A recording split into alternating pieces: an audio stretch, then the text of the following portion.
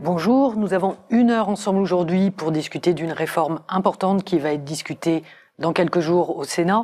Pourquoi importante? Parce qu'elle concerne les infirmières et c'est pour ça que nous avons la chance d'être réunis grâce à l'Ordre national infirmier et sa présidente qui est aujourd'hui ici sur ce plateau. Alors pourquoi c'est si important de parler des infirmières? Parce que les infirmières, c'est environ 600 000 professionnels en France qui vont évoluer partout et dans tous les secteurs, que ça soit à l'hôpital, que ça soit en ville, que ça soit à l'école, que ça soit dans nos entreprises, au plus près de tous les concitoyens. Alors, pour rappel, et pour bien se situer, on parle de 600 000 infirmières environ, et parmi ces 600 000 infirmières, c'est 140 000 collègues qui vont aller tous les jours au domicile des Français et des Françaises, mais aussi 14 000 environ péricultrices, infirmières péricultrices qu'on va rencontrer dans les PMI, dans tous les secteurs d'aide à l'enfance et évidemment dans nos services de pédiatrie dans les hôpitaux. On compte aussi environ 7500 IAD, infirmières anesthésistes, je ne me trompe pas, je pense, et 6000 IBOD, infirmières de bloc opératoire. Et puis cette profession dont on entend davantage parler, qui fait partie des infirmières, qui sont les infirmières de pratique avancée, les IPA, qui sont environ, à ce jour, un peu plus de 3000 en France, dans 5 mentions différentes. Ce qui est original avec cette réforme, qui est préparée depuis déjà pas mal d'années, on en reparlera notamment avec Brigitte Feuillebois, qui est aussi sur le plateau, c'est que finalement, c'est une initiative parlementaire. Et nos parlementaires nous ont fait la surprise d'aller enrichir les travaux qui avaient déjà été imaginés, notamment en parlant de accès direct par l'infirmière aux patients. Alors qu'est-ce que c'est que l'accès direct? C'est que jusqu'à aujourd'hui, pour que l'infirmière soit auprès du patient, il fallait qu'il y ait une prescription médicale. Et si cette réforme passe, eh ben peut-être que demain, l'infirmière pourra aller vers le patient avant même cette prescription médicale pour commencer à anticiper les soins, la collaboration, orienter le patient, etc. Donc c'est un changement qui est énorme et qui était très attendu par les professionnels de santé. Évidemment, ça sous-entend une autonomie, donc des responsabilités, on l'évoquera. Ça sous-entend que l'infirmière ou l'infirmier, évidemment, fasse un bilan de situation, évalue les problèmes de santé, on parlera de diagnostic infirmier, et puis aussi qu'il ait ce temps d'évaluation, de mise en place d'actions, de soins, d'orientation, tout ça c'est un temps, et ce temps qui va s'appeler la consultation infirmière. Donc c'est un vaste sujet, et pour en discuter et pour en débattre, je vais rappeler qui est autour de ce plateau. Donc notre présidente de l'Ordre national infirmier, Madame Mazière-Torrent, Brigitte Feuillebois, qui va représenter la DGOS dans ses fonctions d'expert des professions non médicales. Ça représente beaucoup de monde. Tout à fait. Et Evelyne Malaquin-Pavant, qui elle est la présidente du CNPI. Alors le CNPI, c'est le Conseil national professionnel. Voilà, et on rappellera tout à l'heure exactement de quoi il s'agit. Et puis moi-même, Isabelle Fromentin, je suis infirmière et docteur en sciences, spécialisée en plaies et cicatrisation. Donc c'est une réforme qui me réjouit parce que j'entends souvent parler de plaies dans cette réforme. Mais avant de débattre entre nous, je vous propose d'écouter un échange et l'avis, et c'est important, de l'Association des maires de France, parce que comme nous, ce sont des gens de terrain, pas au même niveau, pas avec le même travail, mais très centrés sur l'ensemble des territoires. Donc entendre leur avis à travers un échange que vous avez eu avec Monsieur Chéreau, qui est coprésident de la commission santé de l'Association des maires de France,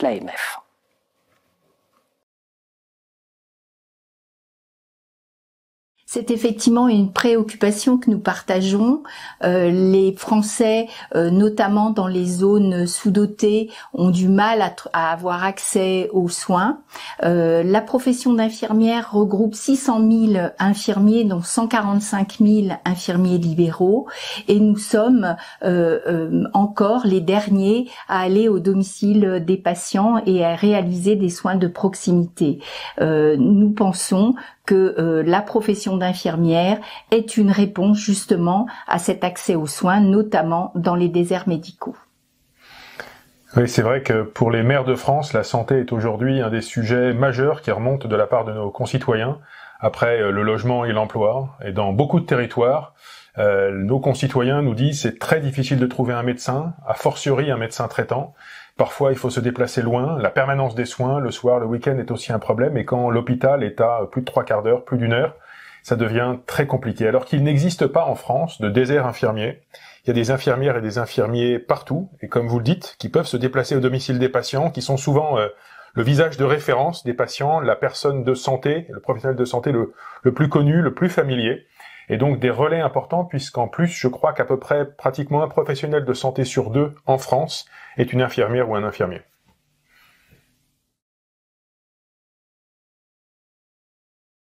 Cette réforme, effectivement, est essentielle pour la profession.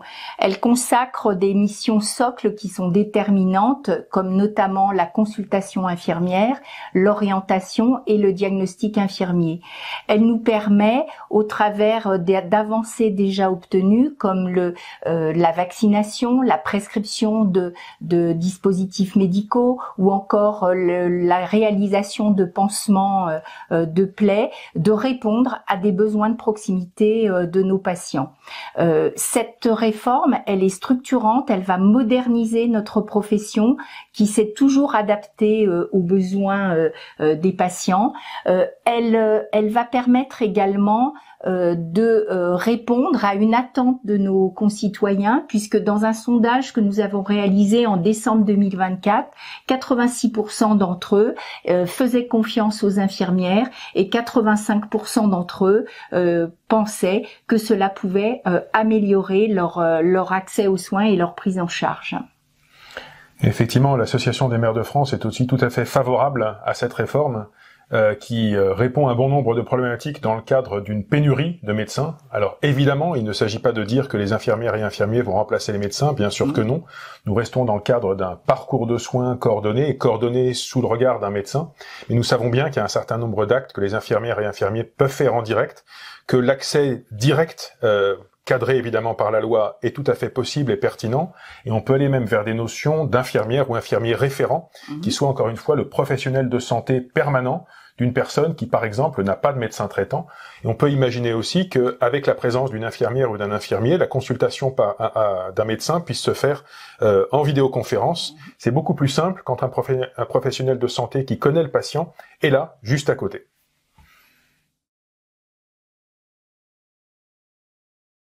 Oui, bien sûr, nous soutenons, l'Ordre national infirmier soutient pleinement cet amendement sur l'accès direct.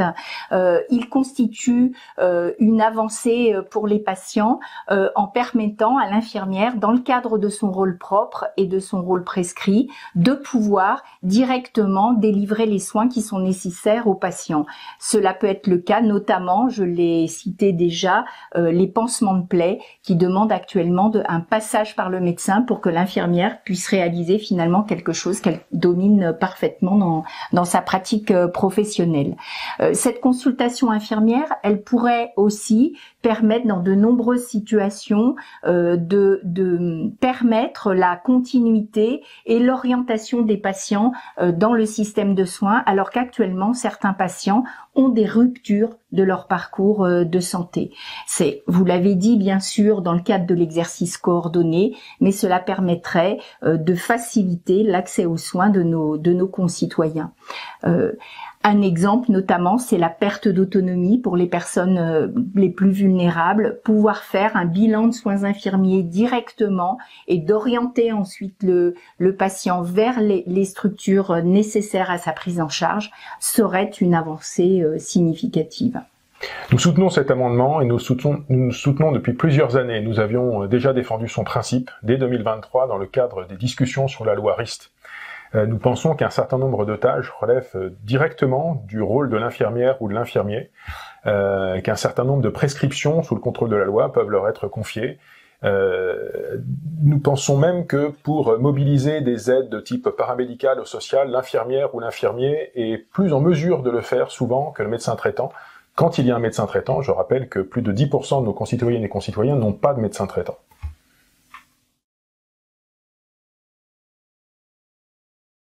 Le message que j'adresse aux sénateurs et aux sénatrices, c'est de poursuivre les avancées obtenues à l'Assemblée nationale et notamment sécuriser les notions de consultation infirmière, de diagnostic infirmier et d'orientation.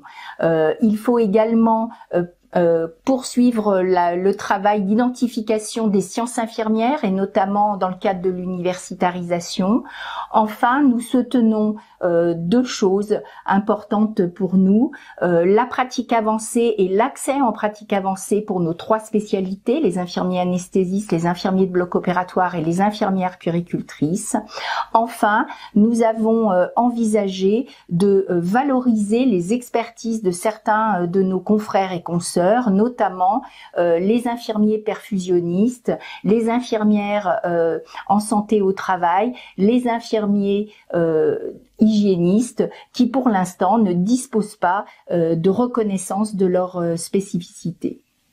À l'AMF, nous demandons aux sénatrices et aux sénateurs de soutenir une approche plus collective de la santé qui donne toute leur place aux infirmières et infirmiers qui sont vraiment la structure du système de santé, du système de santé primaire, les intervenants les plus en proximité des Françaises et des Français. Dans le cadre de parcours de soins, dans le cadre d'équipes de soins primaires, les infirmières et les infirmiers ont tout leur rôle à jouer, qui doit être conforté. Effectivement, c'est une profession qui a profondément gagné en compétences ces dernières années, qui continue à le faire, qui gagne de nouvelles possibilités d'exercice avec, par exemple, les infirmières de pratique avancée. Et aujourd'hui, ce rôle central doit être reconnu pour le bénéfice des Françaises et des Français. Alors tout d'abord, pour que cette loi produise parfaitement ses effets, il faut que les décrets d'application qui sont nécessaires soient publiés relativement rapidement, c'est-à-dire vers janvier 2026, afin qu'ensuite les effets, notamment sur l'accès aux soins, se produisent. Les autres réformes que nous souhaitions voir avancer, c'est celle notamment le décret qui va réformer la formation et le référentiel pédagogique, de façon à ce que les prochaines promotions puissent bénéficier de ce cadre rénové de la formation. Ensuite, nous souhaitons qu'une véritable stratégie de lutte contre les violences contre les soignants soit mise en œuvre. Il est nécessaire que ces professionnels exercent dans des conditions de sécurité et de qualité de vie au travail. Et ce travail de sécurisation, il est également nécessaire pour améliorer l'attractivité des métiers du soin et notamment de la profession infirmière. Et en ce sens, la mise en œuvre également de la loi du sénateur Jomier sur les quotas est également un élément d'attractivité significative. À l'Association des maires de France, nous pensons que cette loi sur la profession infirmière est nécessaire, n'est pour autant que la première brique d'une transformation progressive du système de santé, notamment de premier recours. Nous croyons beaucoup à l'accès direct à certains professionnels, et à côté de la profession infirmière, il faut sans doute réfléchir par exemple à l'accès direct, dans certains cas, aux kinésithérapeutes, aux tâches que pourraient prendre en direct les pharmaciennes et les pharmaciens, à l'organisation plus structurée de l'équipe de soins primaires et du parcours de soins de ville. Nous pensons aussi qu'il faut soutenir l'exercice collectif dans les maisons de santé, dans les centres de santé, réfléchir aussi à des moyens de donner accès à des médecins à tous nos concitoyens. Il y a évidemment des textes de loi en réflexion aujourd'hui sur la régulation qui font beaucoup réagir la profession médicale. Il y a sans doute d'autres pistes à creuser pour que toute Française, tout Français puisse avoir accès à un médecin, si possible à un médecin traitant, à toute heure du jour et à chaque jour de la semaine, parce que la question de la permanence des soins en ville est aussi un sujet majeur. Puis le dernier sujet sur lequel il faut absolument travailler, c'est celui de la relation entre la ville et l'hôpital, là encore dans une notion de parcours de soins fluide, avec probablement une question d'organisation locale de la gouvernance du système de santé, où les élus locaux, et notamment les maires, ont tout leur rôle à jouer. Alors merci pour cet échange qui déjà pose les fondations de cette réforme. Et si ça vous va à toutes les trois, on va peut-être commencer par Madame Feuillebois, pour revenir un peu à l'origine, finalement. Qu'est-ce qui a fait cette démarche? Parce que là, c'est une initiative parlementaire, mais il y a eu tout un travail avant. Et finalement, la question qu'on a envie de poser, c'est comment s'est construit ce travail et avec qui? Alors, merci beaucoup, Madame Fromentin, pour cette question.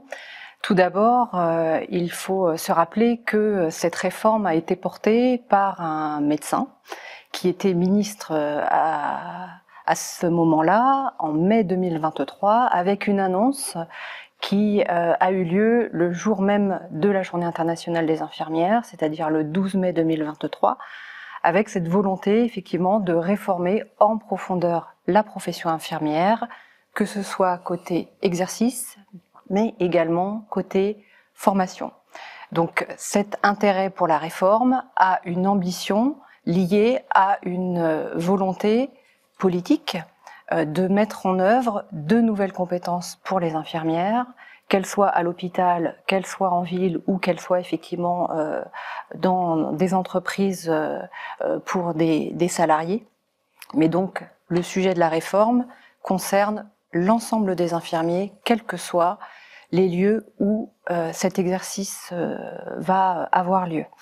Il y a eu donc cette annonce avec une volonté de mener cette réforme dans une durée assez courte, permettant justement une mise en application la plus rapide possible au regard des besoins qui sont justifiés par cette réforme, avec une volonté par ailleurs de revoir entièrement l'ensemble de l'architecture juridique qui compose les caractéristiques de la profession infirmière, en passant effectivement par la loi, mais aussi en passant par un décret et des arrêtés d'application. Par ailleurs, ces nouvelles compétences qui vont être portées par cette réforme vont bien entendu être intégrées à une formation entièrement révisée, incluant le dispositif d'universitarisation, permettant effectivement à ces infirmiers d'avoir un socle de connaissances, de compétences, des apprentissages théoriques, des apprentissages cliniques qui soient à la hauteur de cette réforme. Et à partir de quand cette nouvelle formation? Il avait été annoncé effectivement que les premières promotions pourraient bénéficier de la réforme de la formation à la rentrée 2024. Nous avons pris effectivement un peu de retard au regard de la nécessité aussi de questionner et de réfléchir de façon collective, de façon plurielle à ce que va apporter effectivement cette réforme dans cette révision complète en fait du statut en particulier aussi des étudiants infirmiers. Donc il a été annoncé très récemment que les premières promotions bénéficieraient de cette réforme dès septembre 2026. Et vous pensez qu'on sera prêt? Je pense que nous serons prêts, même largement prêts, puisque l'ambition est liée au fait qu'il faille aussi accompagner tous les opérateurs de formation, que ce soit les instituts de formation en soins infirmiers, mais également les universités qui vont collaborer dans cette réforme. Et à ce jour, les textes correspondant à cet arrêté de formation sont déjà en cours d'écriture avec cette volonté de publier les textes d'application au regard en particulier de la formation, mais du coup aussi de l'exercice, si possible avant l'été 2025. Donc une nouvelle réforme, une formation qui va bien avec, qui va permettre de former tout le monde selon ces mêmes modalités. Tout ça semble ambitieux, très ambitieux. Dans vos fonctions de Chief Nursing, avec une vision plus internationale, est-ce que la France, finalement, où est-ce qu'elle se situe? Est-ce qu'elle est avant-gardiste? Est-ce qu'elle rattrape du retard? Où est-ce qu'on peut jauger et nous situer par rapport à nos collègues en Europe et hors Europe? Alors, je dirais que nous sommes à l'interface, effectivement, entre des pays qui ont, depuis plusieurs années, fait évoluer la profession infirmière, en particulier dans le volet de la formation, puisqu'il y a eu un certain nombre de réformes, en particulier auprès de nos pays européens limitrophes même, mais également nous pouvons considérer que la France peut être avant-gardiste, notamment sur le volet plus spécifique de l'ensemble de l'architecture juridique qui compose la profession. C'est-à-dire que c'est bien la loi, en tout cas la proposition de loi, qui va établir les fondamentaux juridiques pour la profession infirmière en France de demain, mais aussi d'aujourd'hui, permettant effectivement de construire une base solide permettant de rendre compte du rôle des infirmiers. Donc cette interface entre des pays européens effectivement qui ont peut-être fait évoluer le champ de la formation et effectivement la France qui est en avance de phase en particulier pour établir de façon significative le rôle infirmier comme un rôle en tant que tel dans l'écosystème des professions de santé. D'accord. Alors, on imagine bien que cette loi, elle va impacter l'ensemble des Français. On est tous potentiellement, malheureusement, des patients ou des aidants. On a bien compris qu'elle était ciblée sur les plus vulnérables. On a entendu ce terme tout à l'heure. On pense évidemment à nos aînés, aux personnes en situation d'handicap, aux personnes isolées, que ça soit un isolement social, un isolement affectif. Vous, dans vos fonctions, qu'est-ce que vous pensez que cette réforme peut changer en pratique ? Alors, tout d'abord, je rappelle simplement que cette réforme va avoir pour effet de concerner tous les infirmiers, quel que soit leur lieu d'exercice. Mais ce qu'il convient particulièrement, c'est également de valoriser le rôle tout spécifique qui est aujourd'hui utilisé, mis en œuvre par les infirmiers libéraux en ville, qu'ils travaillent effectivement dans le cadre de maisons de santé, mais également en centre de santé, puisque, effectivement, notamment l'Association des maires de France le rappelle, il y a bien une nécessité de rendre compte de la proximité attendue des Français vis-à-vis des professionnels de santé. Donc les infirmiers en particulier qui travaillent en ville, au niveau ambulatoire, vont avoir la possibilité de valoriser un exercice qui aujourd'hui manque de lisibilité, en particulier dans le champ du rôle propre, le rôle propre étant le rôle autonome des infirmiers, puisqu'il y a un rôle propre et un rôle avec prescription médicale, mais ce rôle propre manque aujourd'hui de mise en visibilité, de valorisation, et cette réforme va équilibrer le champ du rôle propre et le champ du rôle avec prescription, permettant en particulier à ces infirmiers libéraux de rendre compte de leur capacité à intervenir de façon autonome auprès des patients en ville pour des problématiques qui effectivement résultent d'une intervention infirmière permettant en avance de phase, ou en tout cas dans le parcours du patient, de pouvoir réaliser un certain nombre de soins ou d'interventions dans le cadre en particulier de la consultation infirmière, mais permettant bien entendu, en tout cas à ces infirmiers, d'être un premier recours pour les concitoyens dans un système effectivement où tous les professionnels de santé ont leur place, mais en particulier aujourd'hui encore plus les infirmiers. Alors, si je peux prendre un exemple pour m'assurer que j'ai bien compris, je suis à la maison, j'ai ma maman âgée qui va moins bien, elle a failli chuter une fois, 2 fois, je suis inquiète, je la trouve moins en forme. J'arrive pas à joindre le médecin traitant, il n'est pas disponible dans les médias. Je peux faire appel à l'infirmière libérale, l'infirmière de quartier, pour qu'elle vienne évaluer la situation, et cette infirmière pourra facturer cet acte de consultation où elle va d'emblée mettre des choses en place, voir si la consultation médicale est urgente ou peut être différée au rendez-vous qu'on m'avait donné dans quelques semaines. Donc tout ça, ça va être possible et mis en place suite à cette réforme. En tout cas, la réforme et les textes juridiques qui vont porter cette réforme ont cette intention, effectivement, de cette possibilité pour les infirmiers qui peuvent déjà le faire en fait aujourd'hui, mais en tout cas qui manquent de valorisation, notamment en ville, pour notamment facturer, mais ça c'est un autre sujet dans le champ des accords conventionnels avec l'assurance maladie, mais en tout cas dans le cadre des compétences en tant que telles, ce sera possible, en particulier sur la capacité à rendre compte d'un bilan de situation pour la personne, d'identifier les problématiques de santé, éventuellement de rédiger un courrier pour un confrère ou une consoeur permettant l'orientation de cette personne vers un professionnel qui pourra être aussi compétent dans ce qui aura été observé dans la situation de cette personne, mais bien entendu réaliser un certain nombre d'interventions directement auprès de cette personne, réaliser un électrocardiogramme si besoin, réaliser un certain nombre de tests biologiques à lecture instantanée, permettant effectivement d'avoir déjà des données pour permettre éventuellement d'orienter cette personne vers un professionnel compétent ou vers l'hôpital si effectivement la situation le nécessitait.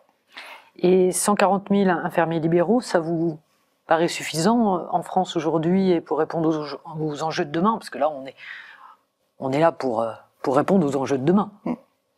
Alors, effectivement, on pourrait considérer que c'est un nombre conséquent, mais cependant, au regard de la volonté aussi de transformer le système de santé et de redistribuer les activités aujourd'hui qui peuvent être portées par l'hôpital, en particulier aussi par le volet ambulatoire, il me semble que ce serait vraiment nécessaire de faire aussi évoluer cet effectif en ville, tout en justement permettant à ces infirmiers de travailler, de mettre en œuvre la totalité de leurs compétences et de montrer effectivement qu'ils sont tout à fait compétents pour réaliser un certain nombre d'interventions ou d'actes qui relèvent de leur champ propre. Et donc, il me semble que le nombre effectivement de professionnels infirmiers en ville devrait progresser. Et c'est d'ailleurs pour cette raison qu'on a introduit en particulier dans le référentiel de compétences rénovées, qui va être porté par un texte d'application, le champ en particulier de l'installation en ville dans un secteur libéral et donc la gestion en particulier d'une entreprise comme une compétence à part entière pour les infirmiers. D'accord. Si vous pouviez résumer cette réforme en 3 mots, donner 3 mots-clés qui pour vous symbolisent cette réforme. Alors le premier mot-clé, c'est le rôle social, avec justement cet intérêt porté en particulier par cette loi, puisque pour rappel, la dernière loi infirmière date de 1978. Donc c'est un enjeu majeur de visibilité sociale comme professionnel à part entière dans l'écosystème des professions de santé. Le deuxième mot qui me semble pertinent aujourd'hui au regard de cette proposition de loi, c'est la notion de premier recours, avec cette capacité proposée avec les compétences correspondantes pour les infirmiers d'être les premiers professionnels pouvant intervenir auprès des patients ou des futurs patients, puisqu'il va y avoir aussi tout le champ de la prévention et de l'éducation à la santé qu'il faudra aussi accompagner. Et le dernier volet sur lequel effectivement nous appuyons aussi l'ensemble des réformes, c'est le sujet de l'attractivité, puisqu'il y a un enjeu majeur, tant au niveau national, au niveau européen et international, pour capter des infirmiers, des futurs infirmiers, pour qu'ils puissent rester dans leur métier et surtout faire envie aux autres d'y venir. Je vous remercie. On va passer maintenant la parole à Madame Malaquin-Pavant. Est-ce que vous pourriez donner 2-3 exemples concrets, peut-être différents de l'exercice des infirmiers libéraux, juste voilà, pour qu'on voit dans quelques secteurs différents, qu'est-ce que pourrait apporter cette réforme?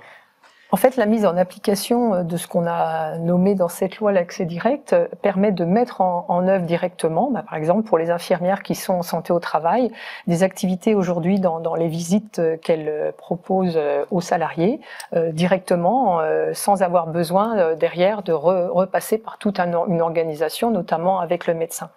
Elles ont des activités déjà qui sont protocolisées, mais qui pourraient être en accès direct, donc améliorer effectivement l'évaluation clinique qu'elles portent sur la situation, la co-construction qu'elles font avec l'analyse auprès des salariés des besoins de santé ou des besoins d'adaptation de leur poste de travail, et du coup de concourir à l'amélioration finalement du service rendu.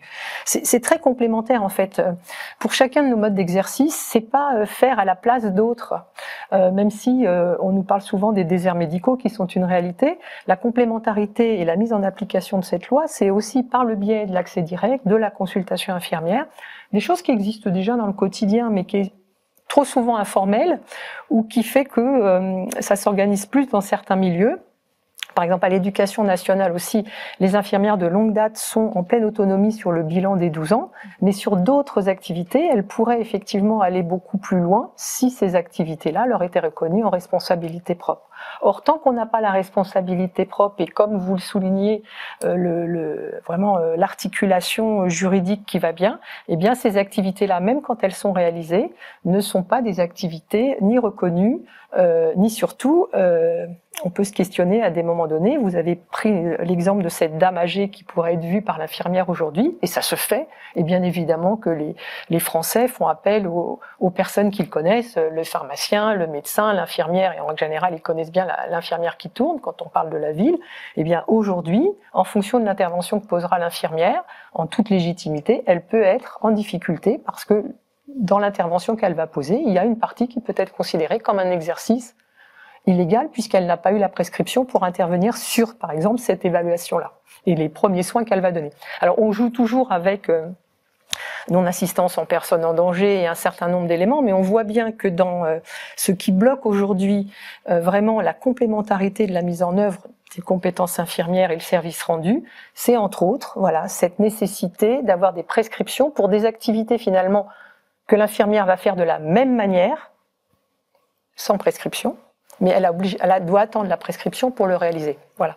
Donc je pense que l'association des maires de France, dans leur analyse et dans les partages qu'on a pu avoir, pointe bien que dans cette notion de soins primaires, notamment, puisque vous l'avez aussi souligné avec nos collègues en exercice libéral, viennent répondre à des besoins et qui vont s'articuler aussi dans la fluidité des parcours. Aujourd'hui, on encombre aussi nos établissements hospitaliers avec des situations cliniques de personnes qui auraient pu se régler ailleurs.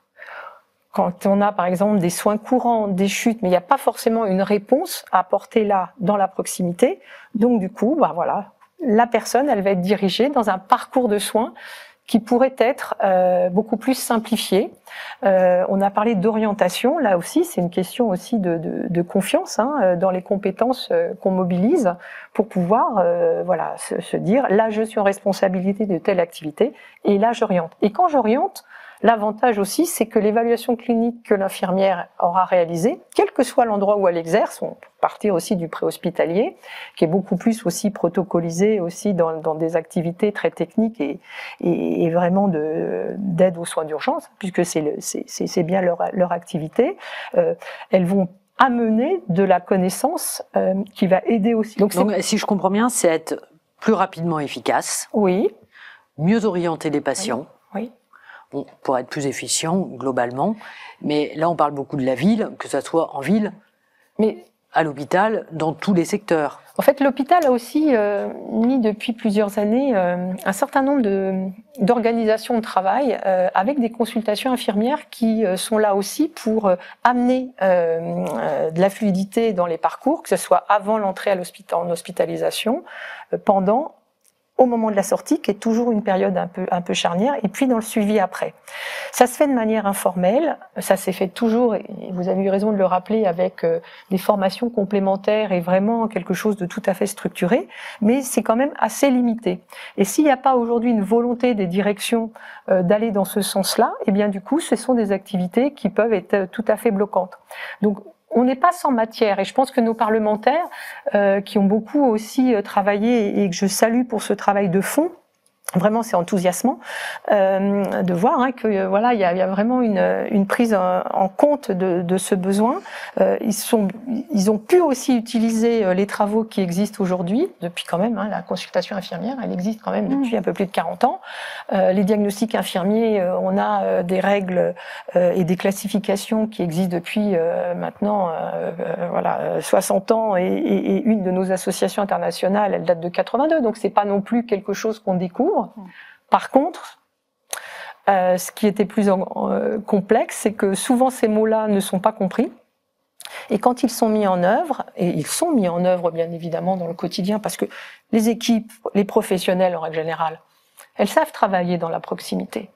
Et comme on est quand même chevillé au corps le service rendu, on arrive à faire du travail en bonne intelligence, de complémentarité interpro. Mais cette loi-là, elle va vraiment permettre d'avancer et de faire des grands pas de géant. Et peut-être de sortir d'une espèce de fausse concurrence, en fait, parce que c'est pas une évolution professionnelle qui va empêcher les autres évolutions professionnelles. Mais c'est bien parce qu'il y a des besoins de santé à couvrir, et parce que, entre autres, la profession infirmière, elle a un rôle à jouer, même titre que d'autres, que cette loi-là va permettre d'aller beaucoup plus loin dans la fluidité des parcours, dans, vous l'avez souligné, dans l'éducation, la promotion de la santé, qui était déjà dans les missions infirmières depuis les années 80, mais pour lesquelles, en fonction du mode d'exercice dans lequel on est, pouvait être vraiment une partie très congrue de l'activité, même si les infirmières arrivaient à décoder qu'il y en avait, qui avaient besoin pour les aidants, pour les patients eux-mêmes, quel que soit leur niveau de santé, quelle que soit la graduation des niveaux de compétences, eh bien, c'était quand même un peu... Alors, là, je vous arrête. Vous avez dit un mot important qu'on entend souvent à propos de cette réforme, c'est la graduation. Oui. Alors, est-ce qu'en 3 mots, de façon assez synthétique, vous pouvez nous parler de cette graduation? Déjà, une première graduation qui existe avant cette loi, c'est le diplôme infirmier socle, infirmière généraliste, nos 3 diplômes de spécialité et la pratique avancée avec ces mentions, qui en fait ont des niveaux d'expertise complémentaires qui se rajoutent. Donc toutes les infirmières aujourd'hui passent par la formation socle, et puis ensuite il y a ces 3 spécialisations et la pratique avancée. Et puis il y a aussi tous les niveaux d'expertise que les infirmières développent avec des renforcements. Vous avez parlé tout à l'heure des plaies, par exemple, voilà, les diplômes universitaires, les masters, ces éléments-là complémentaires qui viennent graduer. Et puis dans la graduation, mais il y a aussi bien évidemment ce que apporte un médecin par rapport à ce qu'apportera une infirmière. Une infirmière ne remplacera jamais un médecin, mais un médecin ne pourra jamais non plus faire des activités aussi de l'infirmière ou du kiné. Donc il y a vraiment cette notion, et je pense que la loi et surtout les textes d'application derrière vont devoir aussi graduer ces niveaux d'intervention qui en fait finalement sont aussi là pour définir les responsabilités et les types d'interventions que chacun d'entre nous aura la légitimité de mettre en œuvre pour ne pas être dans un exercice illégal d'une autre profession. Merci beaucoup. Une dernière petite question, enfin 2 petites questions. Vous êtes la présidente du CNPI, en lien avec les autres CNP de spécialité. Est-ce que finalement cette réforme, elle fait consensus ? Sans langue de bois, et sans trop nous perdre dans cette immensité infirmière. Voilà. Alors je pense que tout ce qui est acquis pour la profession infirmière est acquis pour l'ensemble des modes d'exercice. Par contre, cette notion de niveau de graduation et de périmètre de responsabilité des différentes typologies, on va dire, d'infirmières, c'est là-dessus qu'il faut qu'on travaille. Vos 3 mots sur cette réforme? Alors, 3 mots, c'est pas si simple, mais bon, Brigitte en a déjà dit quelques-uns. Moi, mon premier qui me venait, c'était l'enthousiasme. Parce que vraiment, la manière dont nos parlementaires se sont emparés de cette loi et la manière dont ils l'ont enrichie, c'est vraiment une reconnaissance très positive que l'on prend en tant que profession infirmière, puisque derrière, on voit bien la plus-value pour le service rendu. Mon deuxième mot, qui rejoint aussi un peu le rôle social porté par Mme Feuille-de-Bois, c'est la complémentarité. Je pense qu'il est indispensable, et cette loi vient bien rappeler que même si on parle de mots qui ont souvent été pas toujours compris dans leur essence, c'est quand même la complémentarité de la profession infirmière avec les autres, et pas faire contre ou à la place, mais bien de faire avec, et d'amener par là même aussi des gains à la fois en santé, mais aussi en coût de santé. Et puis, cette troisième, c'est vraiment cette mise en lumière de cette graduation des niveaux d'expertise. On a eu de nombreux rapports depuis plus de 20 ans sur les consultations infirmières et sur les niveaux des expertises et la reconnaissance des infirmières dans leurs niveaux d'expertise, qui ne sont ni une spécialité dans les 3 préexistantes ou en pratique avancée aujourd'hui, mais qui sont, comme le rappelait tout à l'heure notre présidente, dans les activités courantes. Et j'espère bien que ces niveaux-là vont être repris derrière une fois que la loi est posée, puisque bien sûr, on a devant nous tout le travail. Donc, des mots forts, mais je pense qu'on est bien en synergie. Cet accès direct et le premier recours, c'est vraiment... s'ils sont déclinés derrière dans les décrets, de quoi enthousiasmer et redonner du sens aux infirmières qui, comme vous le soulignez, se sont essoufflées. On va passer la parole à la présidente de l'Ordre, Madame Mazières-Torrent. Alors justement, on parle accès direct, on parle consultation infirmière, on parle diagnostic infirmier, et nous, on s'en enthousiaste, on le voit, mais on sait aussi que ça fait grincer quelques dents, voire ça fait peur. Donc, qu'est-ce que vous en pensez? Est-ce que c'est des mots que vous assumez pleinement? Comment est-ce que vous comprenez ces réticences? Voilà. Et comment rassurer finalement? Alors oui, bien sûr, tout changement provoque des résistances et des peurs. C'est plutôt dans la nature humaine d'avoir peur de quelque chose qui va changer. Finalement, les choses, elles ont commencé à changer pendant la période du Covid. Parce que pendant la période du Covid, les infirmières ont naturellement pris leur place dans une crise qui était gravissime, qui déstructurait l'ensemble de notre système de santé. Et elles ont su s'adapter, prendre soin de leurs concitoyens, trouver la bonne place dans le système pour répondre à ces besoins de santé.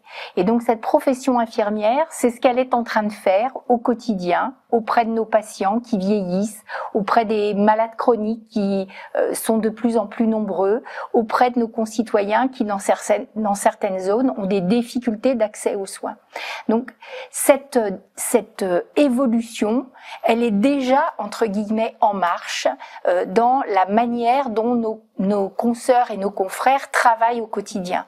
Et comme l'a dit Brigitte à un moment, par contre, à certains moments, notamment par exemple pour nos confrères et nos consoeurs libéraux, eh bien ce travail, il est invisible. Et finalement, cette loi, qu'est-ce qu'elle va faire? Elle va porter aux yeux de tous ce que sont les grandes missions des infirmières dans notre système de santé. Elles vont porter à la fois une vision de soins, mais aussi une vision de prévention, d'éducation à la santé, d'accompagnement, d'orientation dans les parcours de soins. Et ces visions-là, elles s'appuient sur ce qu'on appelle la science infirmière, qui permet aux infirmières non pas de réfléchir en fonction de consignes qu'on leur ait données, mais en fonction d'un raisonnement qui leur est propre, qu'on appelle le raisonnement clinique, qui leur permet de porter des diagnostics infirmiers et de définir ensuite des plans de soins, des projets de soins personnalisés à chacune des personnes qu'elles prennent en charge. Ce travail-là, il est fait à la fois en ville, mais il est également fait à l'hôpital pour des patients porteurs de diabète, pour des patients qui ont un cancer et qu'on accompagne tout au long de leur pathologie.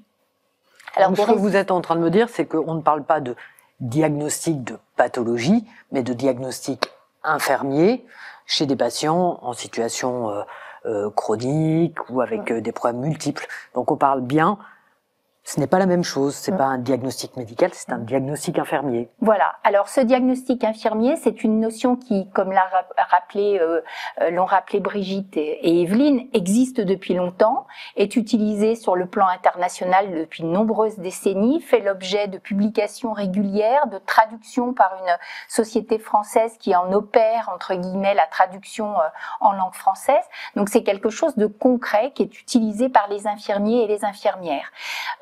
Les peurs je crois que ce sont des peurs qui petit à petit disparaissent lorsque l'on explique. Et c'est le travail que l'ordre infirmier fait, en tout cas que moi je porte depuis plusieurs mois, c'est d'expliquer, de décoder, entre guillemets, le langage infirmier pour que chacun comprenne ce qu'est notre travail et ce que nous pouvons apporter à nos concitoyens dans le système de santé.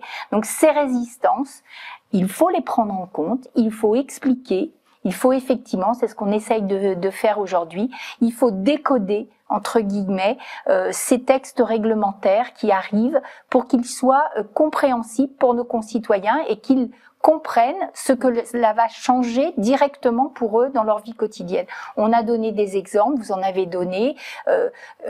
Que se passe-t-il lorsqu'on a une plaie? Comment on peut éventuellement interagir directement avec une infirmière pour faire prendre en charge une plaie qui apparaît sur votre jambe parce que vous vous êtes cogné dans votre logement et que du coup vous avez besoin tout de suite d'une intervention avant que la plaie ne s'aggrave ou ne vous conduise ensuite à un passage aux urgences qui finalement va vous coûter en termes d'immobilisation, d'inquiétude, de mobilisation de moyens, alors que ce pansement, il aurait pu être directement réalisé à domicile.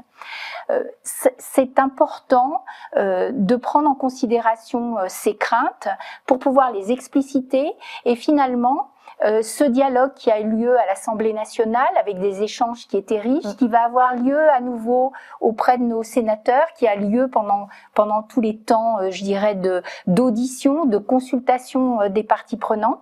C'est un temps qui permet de faire comprendre et de faire avancer la pensée collective autour de ce métier. Et ça va se concrétiser finalement par un texte de loi qui au départ prévoyait 4 missions, qui va peut-être en comprendre 5 ou 6, et je crois que les infirmières seront prêtes à les assumer, ces missions, et qui va avoir permis ce dialogue dans finalement un lieu qui est quand même fait pour ça, qui est notre Parlement, aussi bien à l'Assemblée nationale que le Sénat. Donc c'est vraiment ce temps d'échange autour de la profession. Alors pourquoi c'est important une loi? Parce que finalement ça pose un cadre et ensuite effectivement il y aura différents textes qui ont été travaillés à la fois à la DGOS dans des commissions, dans des groupes de travail, qui ont été travaillés par les membres du CNP, qui ont apporté leurs compétences techniques pour définir précisément ce qu'il était possible de faire dans un cadre respectueux des autres professions également. C'est-à-dire qu'on est bien dans un cadre qui est notre profession infirmière, dans un système de santé pluriprofessionnel. Et on est dans une vision d'un système de santé plus collaboratif, plus partagé entre les différents acteurs du système. On ne peut pas porter tout seul le poids de la prise en charge de tous nos concitoyens et de leur santé. On doit travailler de façon collective et les infirmières, à certains moments, dans certaines situations, vont être la porte d'entrée dans le système de santé pour certains de patients. À d'autres moments, ça sera peut-être le kinésithérapeute ou le pharmacien ou le médecin. Mais en tout cas, ce qui est important, c'est que ces patients qui ont besoin d'un accès aux soins trouvent une réponse. Et ce texte de loi, il est dans cette volonté qu'ont nos législateurs d'améliorer le fonctionnement du système de santé pour que chacun de nos concitoyens, au moment où il en a besoin, trouve une réponse à son besoin d'accès aux soins. Et c'est ça qui, me semble-t-il, est extrêmement important dans ce temps de cette loi. J'adhère complètement. Je veux revenir sur un mot qui me semble important parce que ça aussi c'est une nouveauté. Avant, quand on parlait du métier d'infirmier, on avait un peu une succession d'actes et d'ailleurs quand on voit nos décrets de compétences ont une grande liste où on regarde si on a le droit de faire tel acte ou tel acte et là on va parler en mission. Alors ça, moi je pense que c'est un vrai tournant. Est-ce que vous pouvez nous parler un peu de ces missions principales et de ce que ça induit? Alors, définir en fait le métier par mission, c'est lui reconnaître effectivement cette autonomie, cette capacité à identifier les pistes de travail par elle-même. Finalement, l'infirmière, elle ne va pas attendre la prescription, elle va à un moment donné, analyser la situation d'une personne dans son environnement social, dans son environnement familial, et elle va, à un moment donné, préconiser un certain nombre d'actions pour préserver la santé de cette personne ou lui apporter des soins. Alors, ça peut être des soins préventifs, mais ça peut être des soins curatifs, ça peut être des soins palliatifs. On est aussi dans une période, on est en train de penser la manière dont on va accompagner la fin de vie de nos concitoyens, les soins palliatifs, la fin de vie. Donc ça, ce sont des compétences d'éducation à la santé, d'éducation thérapeutique que nos professionnels savent conduire. Nous avons aussi une mission de coordination des parcours de santé. On l'a dit, un parcours de santé, c'est un chemin que finalement le patient tout au long de sa maladie, qui est le plus souvent chronique maintenant, va suivre avec des interfaces avec différents professionnels de santé. Et l'infirmière fait partie, il y a des infirmières qu'on appelle coordinatrices, font partie de celles qui oriente au fur et à mesure le patient dans son parcours, lui explique les différentes phases. Le plus significatif, c'est celui du cancer. L'infirmière est là au moment de l'annonce. Elle va réexpliquer ce qui s'est passé au moment de cette annonce du cancer, comment le patient va être pris en charge, quelles sont les différentes étapes qu'il va devoir franchir pour aller vers la rémission ou la guérison. Elle va l'accompagner à chacune de ces étapes, lui expliquer par exemple au moment de la chimiothérapie quels vont être les effets secondaires qu'il va avoir à subir, comment il va pouvoir éventuellement s'adapter à ces effets secondaires et à les gérer le mieux possible. Ça va être la même chose quand il va y avoir éventuellement une chirurgie et la manière dont on va accompagner en pré-chirurgie, en post-chirurgie, le patient pour qu'il comprenne mieux quelles sont les incidences sur cette chirurgie et sur sa vie quotidienne. Et on pourrait ainsi égrener toutes les étapes de ce parcours de santé où l'infirmière, à chaque étape de ce parcours, va expliquer, va accompagner, va proposer éventuellement des orientations pour des soins de confort, pour des soins plus techniques quand c'est nécessaire. Donc, et cette infirmière, elle va être à la fois là à l'hôpital pendant les temps d'hospitalisation, mais elle va être là également à domicile pendant les temps où le patient rentre chez lui. Et finalement, ces professionnels de santé, elles se parlent, elles s'interfacent et elles tracent avec le patient son parcours de santé. Donc ça, c'est une des grandes missions des infirmières, l'accompagnement des parcours de santé, la coordination de ces parcours, l'orientation du patient dans les différents champs du système de santé qui sont quelquefois un peu complexes à comprendre pour les patients. Une autre grande mission, c'est la formation de ses pairs. La profession d'infirmière, ce n'est pas une profession qui ne s'apprend que dans les livres. C'est une profession qui a besoin de pratiques cliniques. Et donc, c'est dans le cadre des établissements de santé, mais également dans tous les autres lieux de soins où les infirmières exercent, que l'étudiant va pouvoir apprendre son métier. Et une des missions des infirmières, c'est de former ses pairs et de les accompagner dans leur formation pendant les 3 années de leur formation actuelle, avec une alternance entre des apprentissages théoriques et des stages cliniques. Une autre mission qui est extrêmement importante et qui est malheureusement insuffisamment développée en France, et vous en êtes pourtant un exemple que tous pourraient suivre, c'est la recherche. C'est la recherche en sciences infirmières, c'est être capable de réfléchir sur sa pratique, de produire des travaux, de produire des recommandations ou des preuves scientifiques que la manière dont on prend en charge une personne est la bonne manière de le faire et que ça a un impact positif ensuite sur sa santé. Donc ça, ce sont les sciences infirmières, c'est le développement de l'universitarisation, on l'a dit, et la possibilité pour nos confrères et nos consoeurs, à un moment donné, de pouvoir réfléchir sur leur pratique et de développer des recherches en sciences infirmières.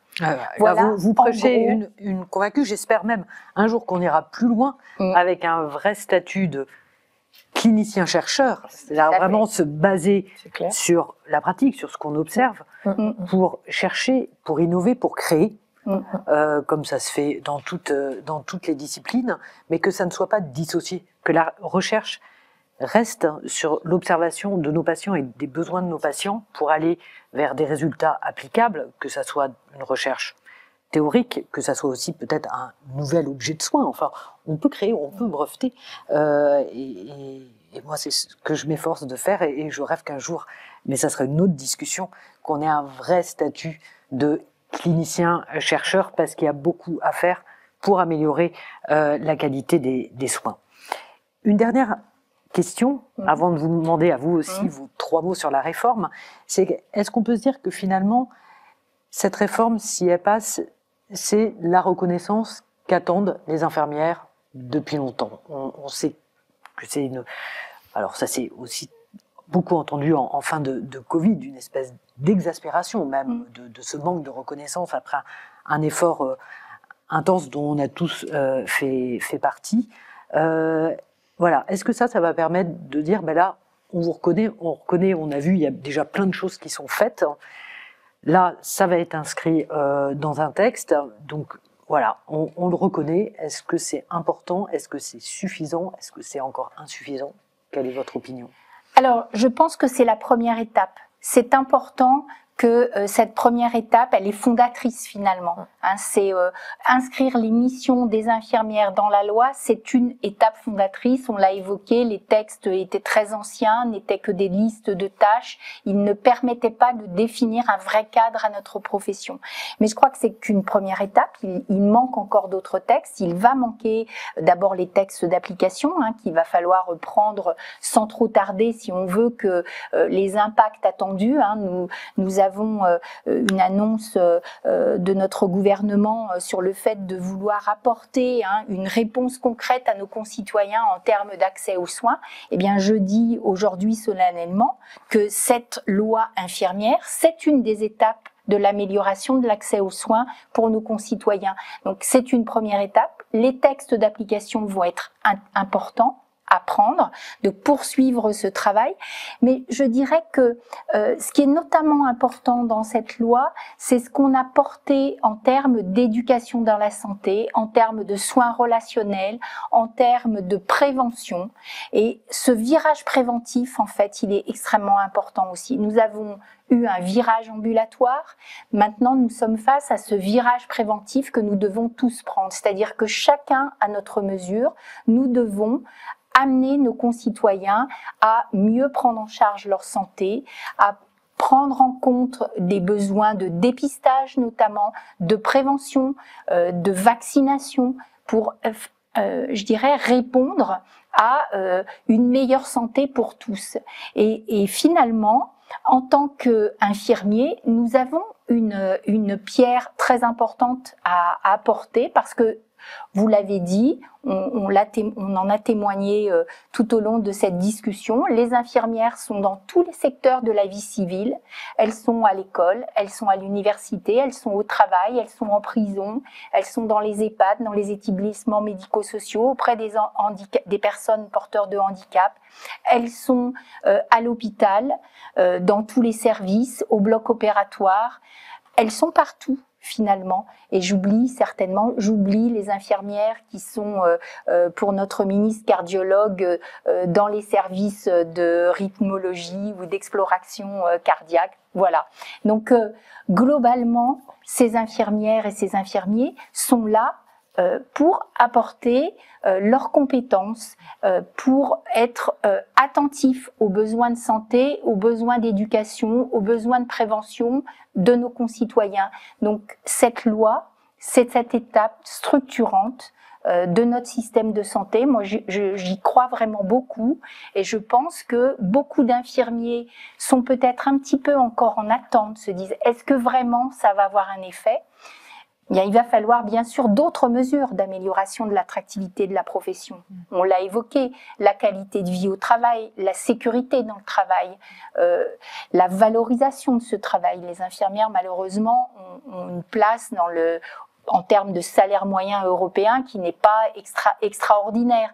Donc, ce sont des éléments constitutifs. Mais je crois que c'est un premier pas vers une évolution que beaucoup d'infirmiers et d'infirmières attendent. Et tout à l'heure, vous avez dit quelque chose d'important là quand vous discutiez avec l'AMF. c'est la reconnaissance d'expertise.